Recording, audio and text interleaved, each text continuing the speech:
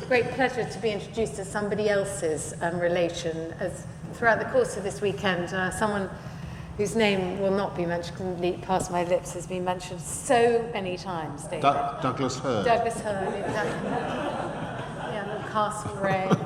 Anyway, it's lovely to have David here at this closing session. It's been a wonderful weekend, especially the weather today. And David I've worked with, and in preamble, the preparation for this event, I not only read his brilliant book, which actually precedes his marvellous autobiography, which is called Party Animals, My Family and Other Communists, yes. Which is a whole other conversation entirely, maybe for the next MSconversations. Anyway, I emailed one of David's editors and I said, please give me something funny to say about David, because otherwise I'll have to dredge out the anecdote about when he was at Manchester University and every single question that Bamber Gascoigne answered, you said.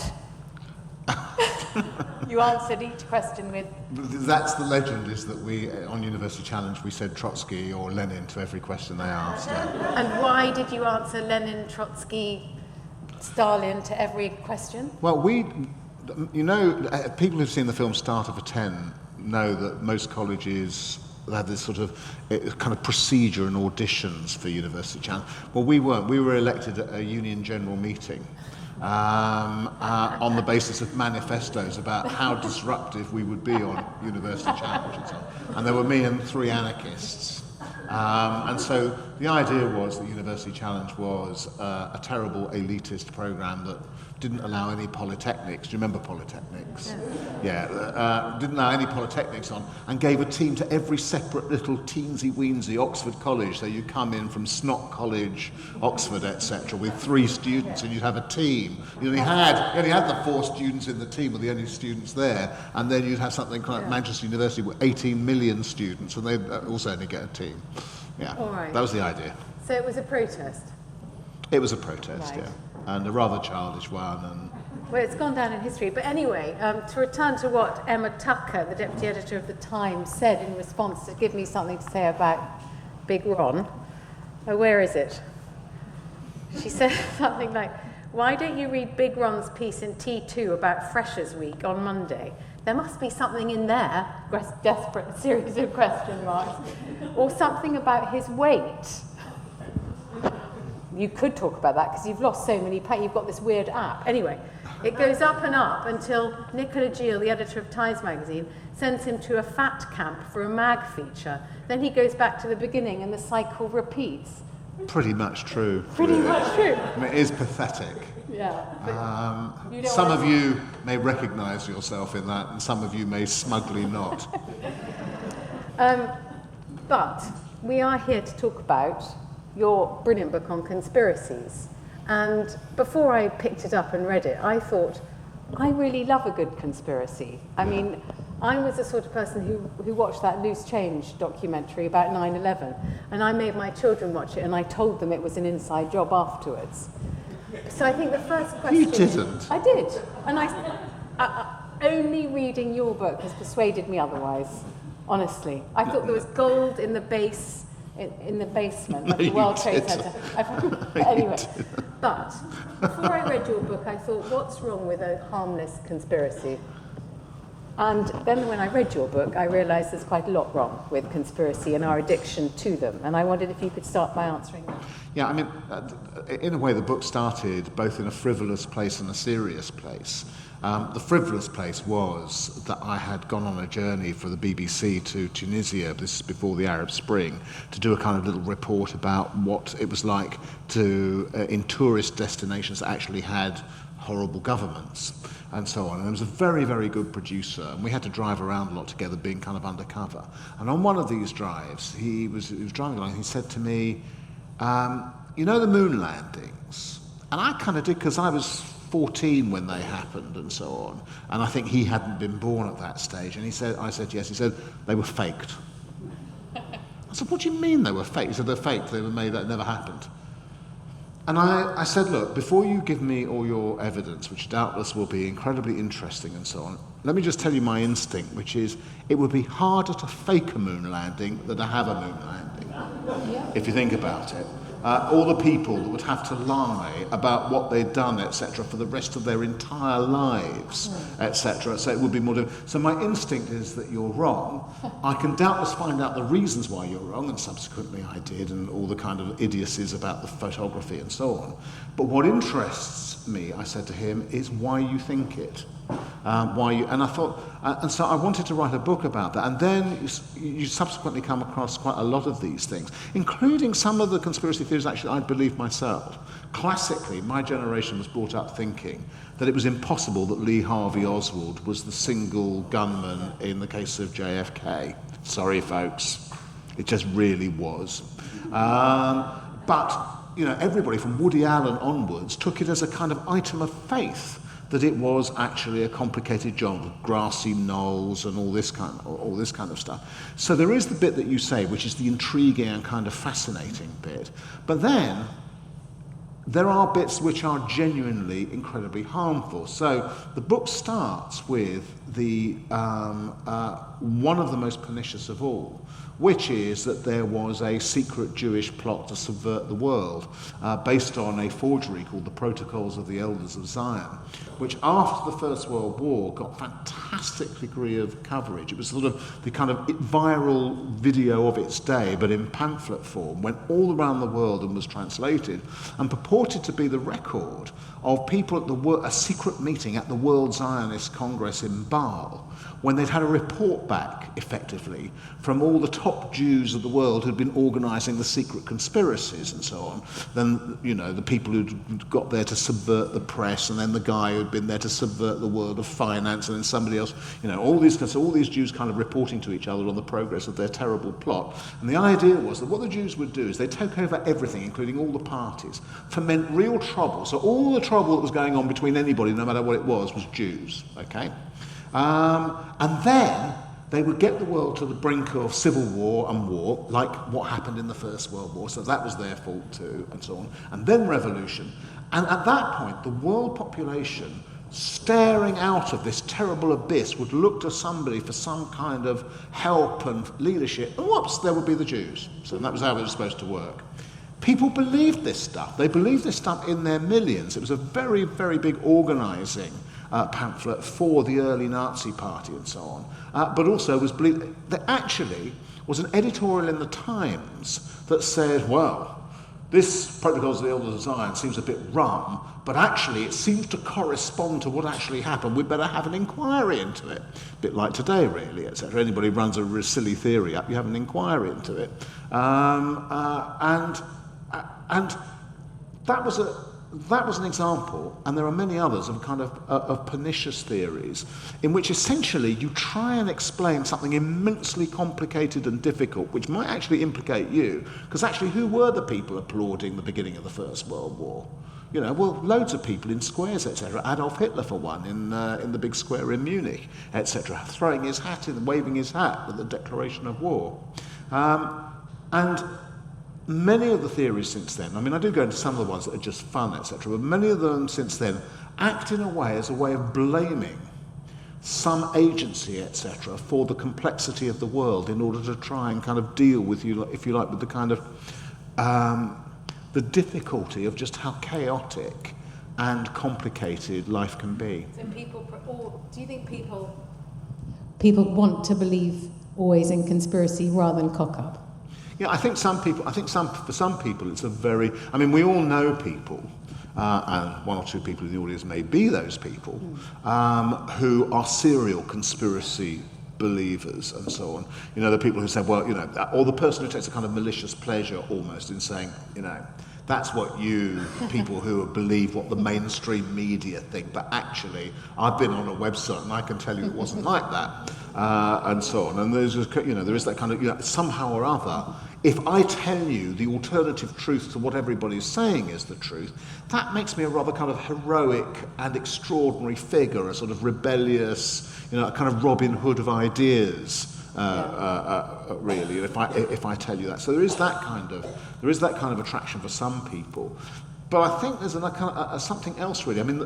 One of the areas I look at in the book is specifically those areas of dealing with the deaths of really famous people. I mean, Kennedy is one very big example. Princess Diana is another really interesting example from here in Britain. We maybe go into it in a little bit more in a moment, where essentially in America, after Kennedy was killed by Oswald, there was nearly a nervous breakdown, because people said, what kind of country are we that where a nutcase can kill our president on the streets of an American city? This is intolerable.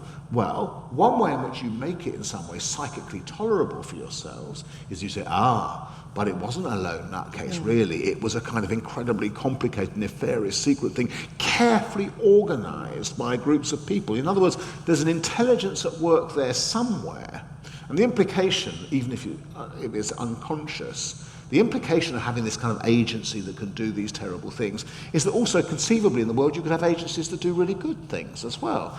Somebody somewhere can organise the whole lot for you. Well, you and I kind of know, as we've kind of gradually learned and as we sit rather closer sometimes to the corridors of power than we would do, that actually it's incredibly chaotic in them. You know, it's difficult. Conversely, people, when it comes to 9/11, people were also reluctant to believe that Arabs could have organised the destruction of these pillars of American, power. Yeah, no, it was absolutely great. At one stage or other in 9/11, there are a group of people who believe that Israel organised it.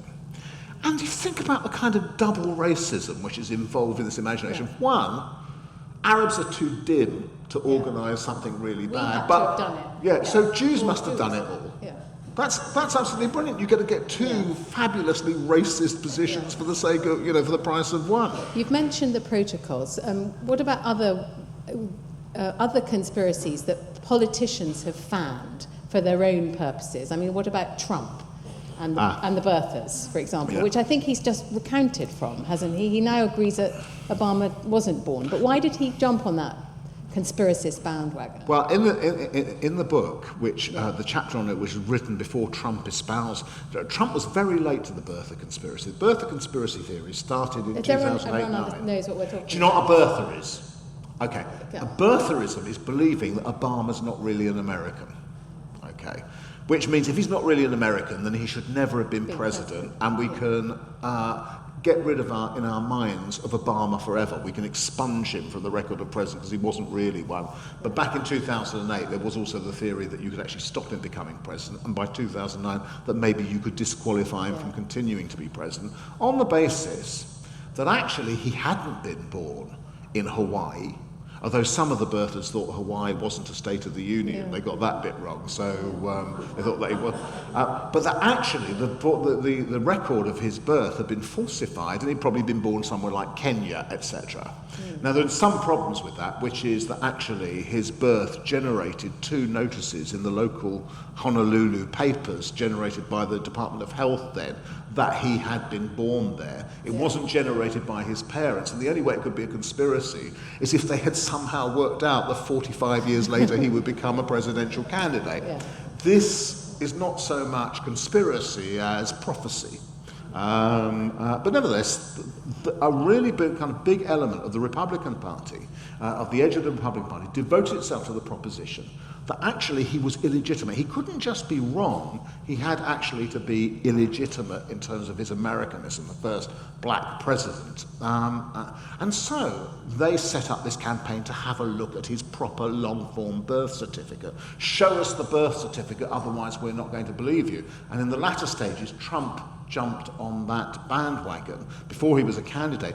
Now, what Trump did by doing this was he identified himself with the kind of insurgent wing of the Republican Party, which has later been the wing which has carried him as far as he's actually got. It was a point of identification which helped him locate himself politically, even if, to most sensible people, it utterly disqualified him from any kind of, from any kind of office whatsoever. It is a birtherism with regard to Obama. It's not only stupid, but it is actually pretty racist, actually. Why the first black president? He's not really an American. You can see, in a sense, what's going on there, and so on. But what I discovered when I looked into birtherism was that the first people who really gave impetus to the birther conspiracy theories were the same people who had run incredibly elaborate conspiracy theories about Bill Clinton during the early days of the internet in the mid-90s. There were whole kind of groups of right-wing semi-journalists, and the sort of first, people who used to begin to call themselves web researchers. That is a terrible phrase, by the way. If anybody ever tells you they're a web researcher, run for the hills. Yeah, run for the hills. But what were the, sorry to interrupt. Actually, where they live. As a conspiracy junkie, what were the conspiracies about Bill Clinton, about murdering Vince Foster? I mean, are we going we going in too deep or too? There's a fabulous book called The Secret Life of Bill Clinton by a guy called Ambrose Evans Pritchard. Okay, we must. We know he is a nut job. Yeah, no, they don't. He works for the Sunday and Daily Telegraph. For that, i.e., he is a nut job. No. Okay, so now I know what you're talking about. All of that stuff, white, black, Yeah, it was kind of Bill Clinton had run a narco empire in Arkansas secretly, had loads of people bumped off, and so on, run drugs. The question arises as you're talking. Do you think there's a obvious correlation between low IQ and people like me who believe in conspiracies? No. You don't? You think clever people can be conspiracists? Definitely. Okay. I've met, Kevin was an example that we started with. Oh yeah, we need to talk about Kevin. And I've met, very good. We have, so that was gratuitous. But you need to explain who Kevin is, because he triggered the book. He was the guy in the car in Tunisia. Oh yeah, you didn't say his name though, did you? No, I didn't say his name. No, it was a throw. Sorry, where were we? He was the one who said the moon landings were made of cheese, or that one, right? Yeah. Oh, you were talking about clever people. Yeah, but almost all conspiracy theories come from educated people, the educated classes. Almost all of them. I mean, in somewhere like Pakistan, where conspiracy theorism is absolutely rampant. I mean, if anybody ever says X did Y, their automatic position is no, the Americans and the Jews did it. It's no matter what it is, no matter who's done what to whom. They're beginning kind of, now there are a lot of them being murdered by the Pakistani Taliban. They're beginning to revise their views. But for a very long time, this is a kind of absolute default position. And the people who propagate the theories are the educated classes in Pakistan, the lawyers, and so on. Almost all 9/11 conspiracy theorism in America originated amongst university students and academics. There's a whole big group called Academics for 9/11 Truth, scholars for 9/11 Truth. I'll talk a bit about them in here. Now, of course, they weren't specialists in the things that they were talking about. They were led by a theology professor who necessarily hadn't specialised in aerodynamics and building engineering and so on. But nevertheless, these were not stupid people. Okay. They were people who had made themselves stupid by their system of beliefs. Who by obstinately, but in some sense saying, I've been on to this guy David Ray Griffin, who was one of the chief theologians in America, still is, who has written something like 10 books on 9/11, saying it's an inside job and so on. Something like that. He says, well, I didn't initially want to believe it, but then I came across some interesting websites, and you think you just didn't see it coming, did you? I mean, journalists know that one of the things that you have to do on the internet is to discriminate really carefully between the various things that you will see on the internet. And by and large, if something's origin, an extraordinary news story, has its origin on the internet alone, it's likely to be bollocks. As a technical term we use in the anti-conspiracy lobby. Did you develop any theory about people who believe in conspiracies with complete absence of real evidence? Do you think it's at all comparable with people who believe in an unseen hand or a deity? It's a different system of belief. Yes, it's an obvious question in a way. Doesn't this have some kind of relationship to religion, or in fact to any other faith-based belief in which the desire for the thing to be true allows you to accept its truth? The only thing about conspiracy theorism is it goes to incredible lengths to justify itself. So if you can imagine, I mean, the equivalent would be the kind of Christian who says, I know exactly where Noah's Ark landed. And not only that, but there's archaeological evidence, they found a few bits of the Ark.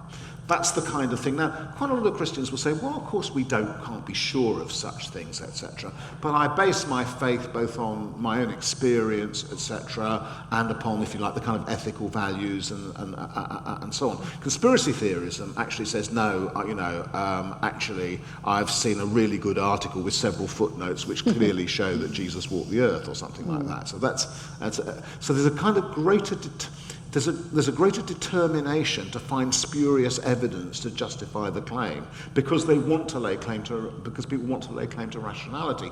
They don't want to suggest that their conspiracy theory is faith-based. They want to suggest that it is rooted, evidential and based in real evidence, unlike the kind of nonsense that sheeple like you and me believe, which is, the official version which is given to us by people like us. Some of the most popular ones are to do with Christianity, though. If you think about it, the Da Vinci Code or the Turin Shroud and Ark of the Covenant, they're box office. I mean, presumably this is why everyone keeps these conspiracies going. I mean, the Daily Express would have died a death if it hadn't had Diana.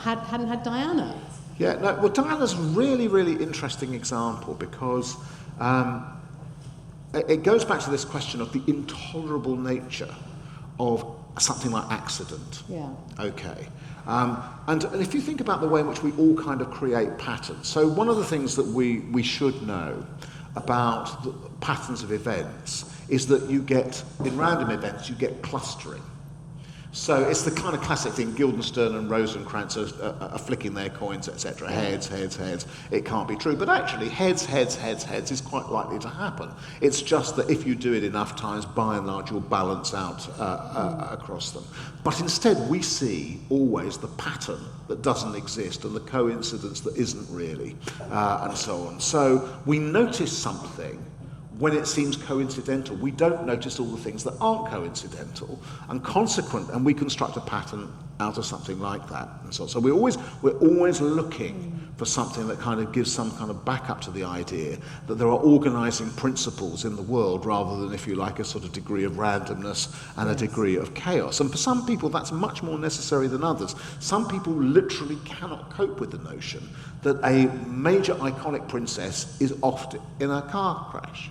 Or no, just dies in a car crash. Yeah, oft. You said is oft. Yeah. Well, however, by God, seatbelts and so on. And so, in the immediate aftermath of Diana's death, firstly, there was the attempt to say it must be the paparazzi's fault and so on, because they chased, etc. Well, in a kind of sense, that's true because she wouldn't have been dashing across Paris in quite that way if it hadn't been for the paparazzi and so on. But nevertheless, there then becomes the moment comes, not a few months, just a few months after, when ITN run a serious documentary fronted by their royal correspondent on all the reasons why it's likely that Diana actually was murdered, all the evidence for it.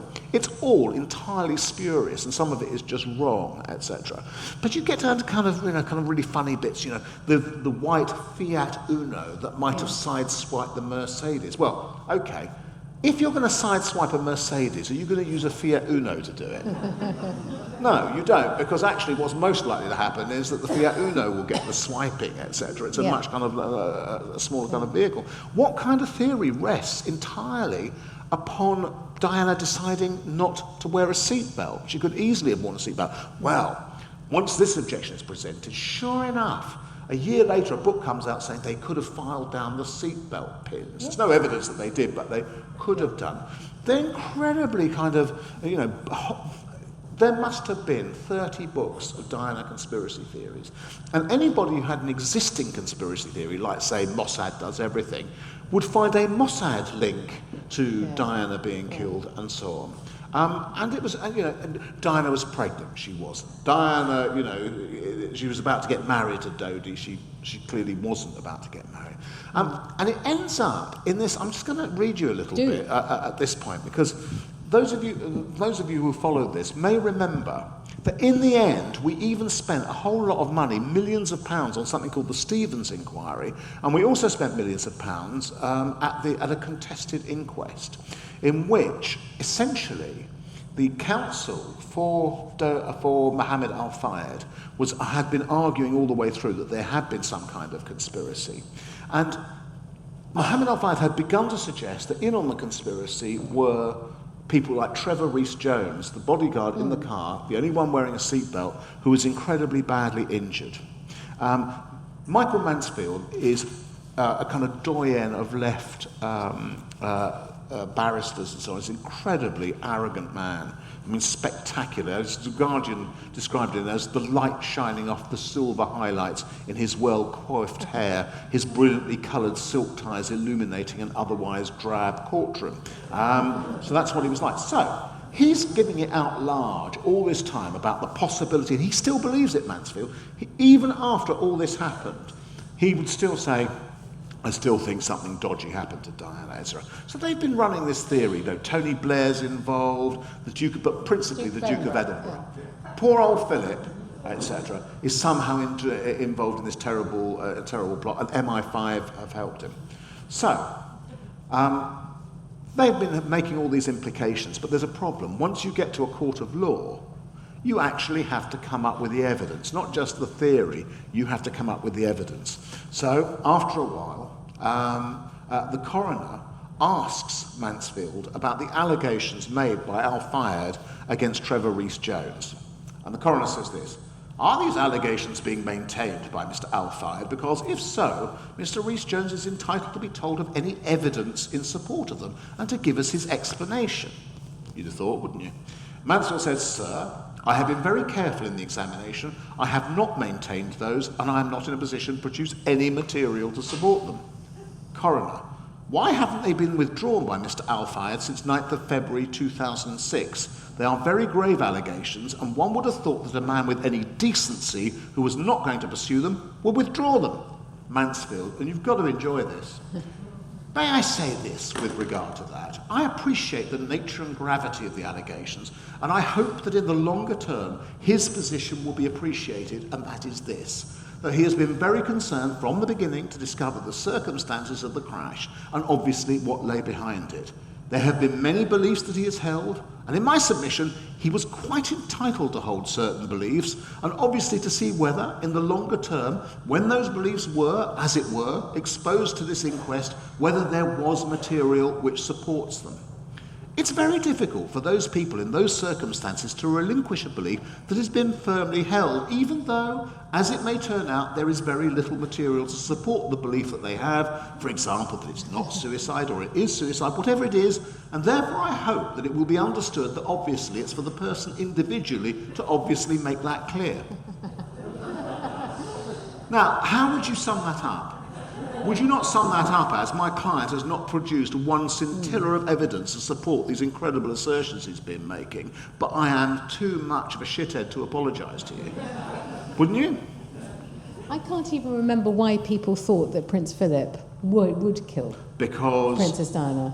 It all goes back, and this is kind of, it's in the book, in a way it goes back to the way in which the Diana myth was created. And it goes back to that moment when she did the Panorama interview with Martin Bashir. Mm-hmm. When she says, they didn't want me to be queen, but I will be what? Queen of people's hearts. Queen of people's hearts, but they didn't want me to be queen. Can we just talk about the use of the word they, which is actually very common. Yeah. I remember going to a restaurant in Portugal with the brother who's now Foreign Secretary when he was only 19, and he ate a piece of fish where he became ill afterwards, and he said, they are trying to kill me.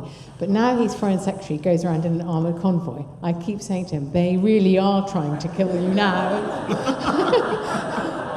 With 4 armed security guards, and he says, yes, they still are. Whenever there's a helicopter, I say, watch out, a drone's coming over. Anyway, but we all have this concept in our minds of they. Yeah. And even the royal family isn't immune. You say this thing from Diana as if that was unusual. What about the Queen when she said dark forces? No. There are dark forces at work in this country. Do you remember when she said that? Well, I remember that Paul Paul Burrell said she did, but I don't. Didn't she say it? Somebody else. Well, she didn't say it to me. I mean, even the Queen thinks there's a conspiracy somewhere of somebody. Yeah, dark forces. I mean, it was. The idea that the Queen is not part of the establishment is such a sort of fabulous notion. No, but what's so interesting about that is even the Queen Queen thinks there is some higher power, some higher organising power that might be doing something even she doesn't know about. Yeah, do you know what? Somehow or other, I just don't Think it was think one it of her went down clever quite jokes? like that. No, I just don't think it went down Like quite saying like to that. Princess Michael, far too grand for us, you know. Yes. Yeah.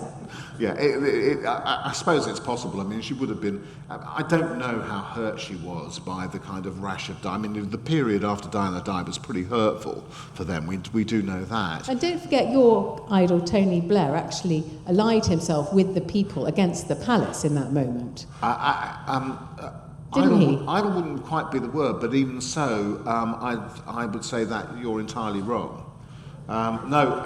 In what way am I wrong on that? What that leaves out, but this might be a slightly different argument, was that she was under intense media criticism, and Blair understood the way in which she had to get out from underneath that. Now, of course, it was resented in the palace that effectively other people knew better what was good for them than they did at that point. But nevertheless, you know, he and Campbell. And he was were the one who right about coined the People's Princess as well, Yeah. didn't he, after her death? Yeah, I wonder who actually wrote that. she was in a sense. He did. Did he? Yeah. Right. Oh, you think it was the Jews? Who? But there was that thought, just Very going back to Diana and that whole business, that because she was going out with the son of... She actually wasn't going out with Dodie. You know, that was a smokescreen, because, hold the front page, she was really in love with this surgeon called Hasnat Khan. And the whole Dodie thing was, she thought that if Hasnat saw her out on a yacht with Dodie, he'd get so jealous that he would come running back to her. He wasn't like that. He was Pakistani. He didn't want to see anybody he was romantically involved with or wanted to be on the sidebar of shame. So that all ended when, in fact, she did do that, you know, lingering shot on the yacht or being in a clinch on the boat. Anyway, where do we go? So the whole business... but out of that faked up romance grew the theory that she'd been killed because she was going out, and this is what Muhammad al-Fayed clearly believed as well. We didn't want a Muslim to be in any way heir to the throne, etc. Not that he would have been, not that their progeny would have been. So it was all kind of slightly ridiculous. And then somebody created a theory that actually she was killed because of her involvement in landmines, in stopping landmines, and that the British government was so interested in selling landmines it thought it would be worth killing her to stop her being involved in that. There was a whole book devoted just to that. Another book saying that she was in favour of Palestinian rights and that therefore MI5 and the Israelis had got together and got another kind of variation on the Jews done it theories. But what would be Prince Philip's motive, just to finish on that? Just bad temper. sheer malevolent grumpiness. Did you, in the course of writing the book... Well, nobody rid us of this turbulent princess. How much of the other books could you bear to read, or did you just, pile them up? Honestly, I read loads of them, and I mean, also there were some challenges to my own kind of theories. I mean, it's quite often still taught in schools that in 1933, after Hitler took power and the Reichstag burned down. Yeah, but they did it. That he secretly did it. Yeah. They did it. That Hitler did it. And of course, this fits a kind of picture of what Hitler would be like, and so on. But when I started looking at that too, it did seem that the most reasonable theory was that the guy who said he'd done it all the way along and said he'd done it on his own did do it on his own. Hitler tried to blame the communists because he wanted it for his crackdown, and there was a significant crackdown afterwards. All the other parties were made illegal and so on. And the communists wanted to blame Hitler for secretly doing it, and that's what they did. And a very big international operation run out of Moscow was put up to show that Hitler did. Well, guess what? Stalin won that one, like he won the one in 1945 as well. Because that was what was believed. And that is the way it's often taught in British schools as a fact. Hitler secretly set fire to the Reichstag. Probably not. Probably the guy who said he did it and acted alone did it and acted alone. Is that disappointing, though? Yeah. I mean, who's going to read a thriller like that? But David, I mean, when there was that coup in Turkey, people used the example of the Reichstag fire all over the place, as if that was also, to explain the coup in Turkey, Erdogan did it himself because it actually served his purposes so he could crack down even further.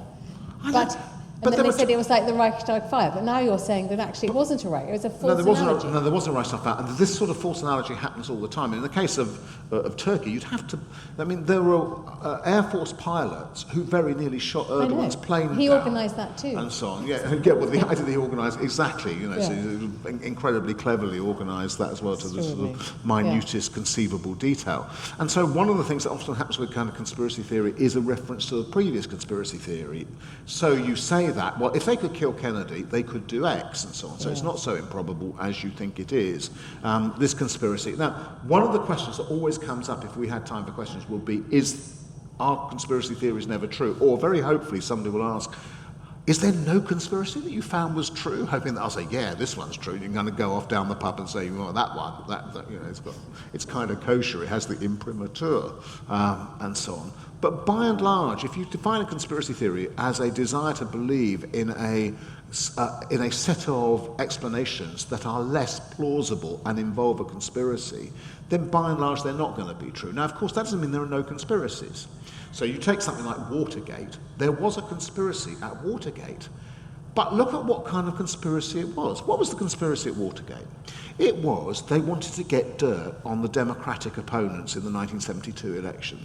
So a hugely daft man who was employed by the Nixon White House, and who incidentally, as one of his first, is Gordon Liddy, as one of his first moves, brought his team in to show them in a briefing room in the White House, Leni Riefenstahl's film The Triumph of the Will, to kind of get them in the mood. Yeah, seriously, etc. This is the kind of guy you really shouldn't employ, and so on. They go out and they go down to the Watergate Centre, and they start burgling the Democratic offices. And what happens in this incredibly detailed conspiracy? The security guard catches them. And when the security guard catches them, what are they lifted out of there by a secret combat team from some shadowy paramilitary organisation? No. They wait because the security guard calls the police and the police arrest them. Okay. Now, the then cover-up is whether or not Nixon knows about it, but that is what the Watergate conspiracy is essentially about. It's not some kind of incredibly competent way of organising, of getting something done. And I think you say also that he never wiped the tapes. I mean, if it was a really good conspiracy. Yeah, he doesn't even wipe the tapes. He doesn't even wipe the tapes properly. He gets himself taped, this great conspirator, and these tapes are lying around for people to discover. Would you have been shocked in the course of your research if you'd proved any of the conspiracies? Or did you go into it assuming they were all just cock and bull stories? No, I mean, as I said, some of them I had actually kind of believed, and I was brought up Which thinking... ones? So the Reichstag fire. I believe that. You believe that too? Yeah, but we were taught that. And I think I still half believe the JFK one up until the point where Did you, by the way, go to the Texas Book Depository and stand in the window? Because I have. Have you? And I completely... And also, you know that they're all... Were you there in 1963? I wish I had been. But anyway, I did go there. And by the way, the conspiracists are all there. They're like people who camp outside the Chinese embassy on Portland Road. They are there all the time, peddling their pamphlets and so on, and their Lee Harvey Oswald T-shirts. And I actually bought, a copy of JFK's autopsy. But I stood in the place that Lee Harvey Oswald was supposed to have where he'd supposedly aimed at the motorcade as it came across, was it across his direction? Anyway. And I thought you could not hit a president in a moving car from this room, from this window. But he hit him with 3 bullets. Yeah, of course. Well, it actually hit him with 2, but okay, well, the magic hit bullet hit him was with the 2 third bullet. with a rifle with a telescopic sight, and he was travelling across his line of sight slowly. So there you go. Yeah, but you haven't been in that room, and I have. Did you look through a telescopic sight?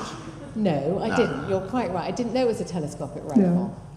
But what I did learn from this brilliant book, by the way, is that Lee Harvey Oswald had actually killed someone before or something. No, he had attempted an assassination. He had very nearly killed somebody else before in Dallas. He'd only just missed this general. So he'd been practicing on someone else. Yeah. We have questions. We do. Every day is a learning day at the National Trust for sure. So we're going to throw open the floor for at least 3 to 5 minutes of questions. So if anyone has a question for David or Rachel on these wonderful conspiracy theories, can we have it now? I'm going to hand over my microphone to you. Thank you very much for an absolutely fascinating conversation. Really enjoyed it. Just on this question of, I would be cock-up rather than conspiracy every time. But isn't there a danger that by too easily dismissing conspiracy theories, that we do miss at least some of the substance to some of them? It's a very good point intellectually, but in practice, when you look at what these things actually are, when it comes right down to it, most of them are really dumb, okay? And there is a problem with believing kind of dumb things. Now, also, there is definitely a pattern to the way in which people tend to believe things or put spurious evidence together to kind of construct a theory. So sometimes it's true, you can kind of see the thing coming before you've actually examined the evidence. So I would say you can't dismiss anything until you've looked at the evidence for it and asked people to produce the evidence for it, whether it's credible or not. But it's definitely possible to say that one explanation is pretty much more plausible than another, and that therefore the person pushing the really implausible theory really has to do a job of showing you why this theory is true. But yes, the habit of mind of skepticism is always a good idea. One of the things that's funny, actually, is I think conspiracy theorists are sometimes the least skeptical people you will ever find. You know, really unskeptical. They will believe any old nonsense. Hello there. One conspiracy theory that I would believe would be that private banks create money out of nothing and issue it as debt and get interest off it.